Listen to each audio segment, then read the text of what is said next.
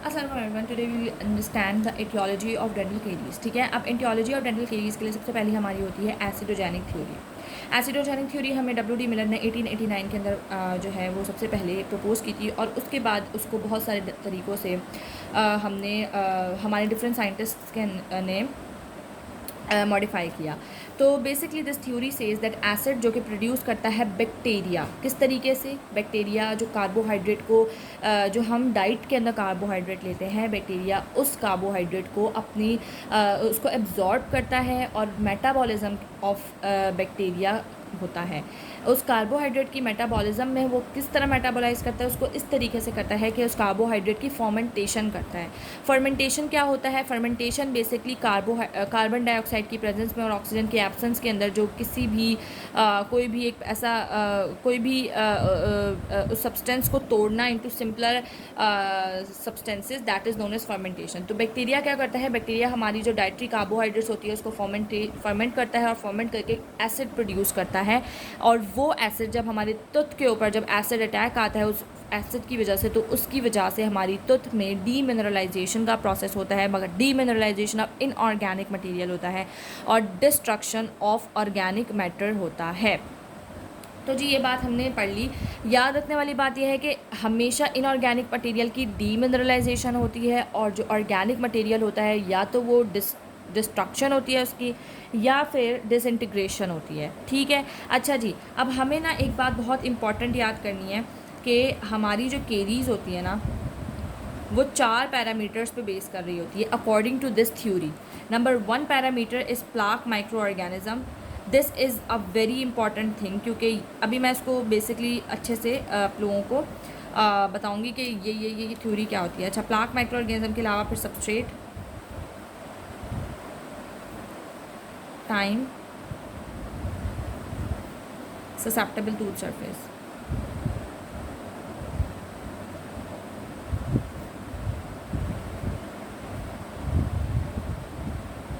अच्छा, अब plaque micro organisms जो होते हैं वो एक स्पेसिफिक माइक्रो ऑर्गेनिजम्स होते हैं। हर माइक्रो ऑर्गेनिजम्स प्लाक में नहीं मौजूद होता। हमारे ओरली हमारे कुछ different categories of micro organisms होते हैं, जिनमें एरोबिक माइक्रो ऑर्गेनिजम्स आते हैं, जिनमें एनएरोबिक माइक्रो ऑर्गेनिजम्स आते हैं, जिसमें फैकल्टेटिव एनएरोब्स आते हैं, ऑब्लिगेट एरोब्स आते हैं। इस तरह के ऑर्गेनिजम्स होते हैं। उनमें बहुत सारे डिफरेंट नेम्स हैं, यहाँ नेम्स मेंशन नहीं है, so I will not tell you about the name, पैरियो में बताऊँगी।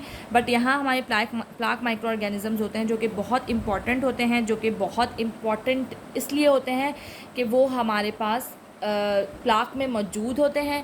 ठीक है, और उसके बाद वो बेसिकली वो माइक्रो ऑर्गेनिजम्स हमारी फर्मेंटेशन करवाते हैं कार्बोहाइड्रेट के, and that fermentation would be leading towards the demineralisation of inorganic and destruction of organic material. ठीक है, अच्छा, इसके अलावा हमारे होते हैं सबस्ट्रेट। अब सबस्ट्रेट क्या है? बेसिकली यहाँ अगर बात की जाए सबस्ट्रेट की, तो वो होता है acid that is produced by bacteria.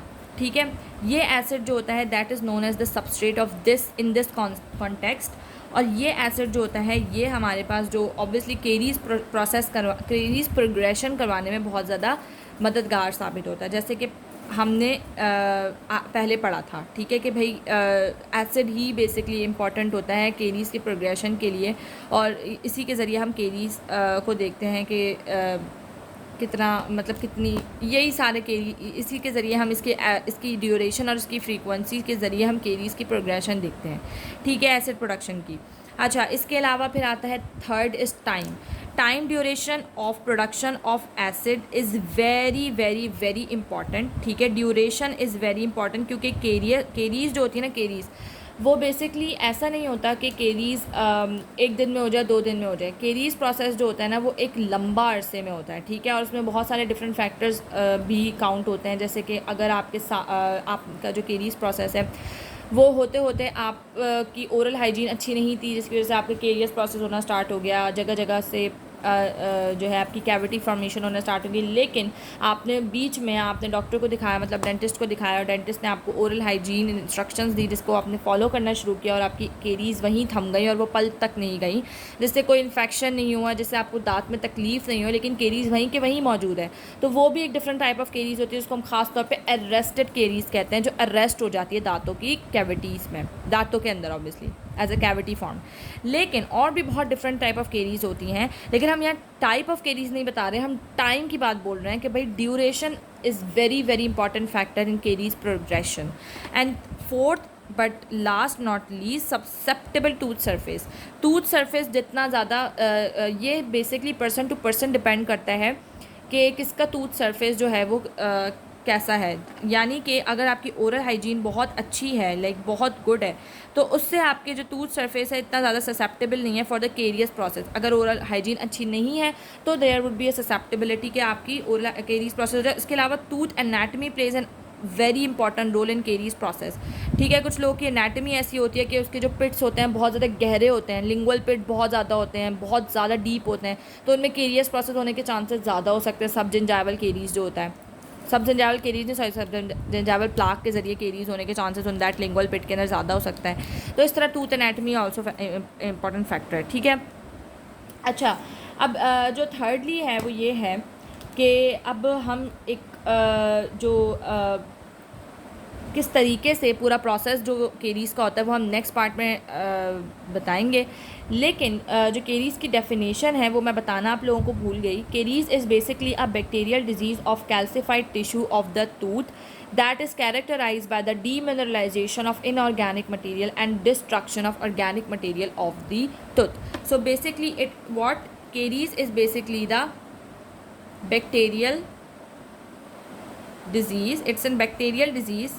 ठीक है, अब ये bacterial disease of the calcified tissue of the tooth. And what are the calcified tissue?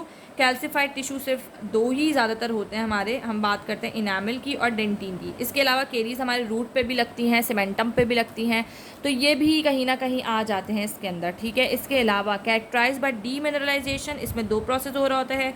Demineralisation of inorganic material, ठीक है, डीमिनरलाइजेशन ऑफ इनऑर्गेनिक मटेरियल, ये हमने पहले भी पढ़ा था। And destruction of organic material.